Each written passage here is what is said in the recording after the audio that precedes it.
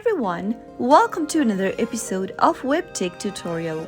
Today I'm going to be guiding you through how to add credit card to iPhone. Watch the video till the end and don't forget to subscribe to our channel by hitting that subscribe button. Press the notification bell so that you'll never miss another upcoming upload from us. If you want to add a credit card as a payment method on iPhone, then here's how to do it. First, open up the Settings app from your iPhone, and once you're inside this Settings tab, tap on your name at the top, tap on Media and Purchases at the bottom, and in the pop-up, select View Account. Now tap Manage Payments. You can easily add a credit or a debit card as a payment method in order to use the subscriptions like iCloud Plus and Apple Music. Simply go enter your credit card number available on your credit card, its expiry date, the CVV number at the back of your credit card, and finally tap Done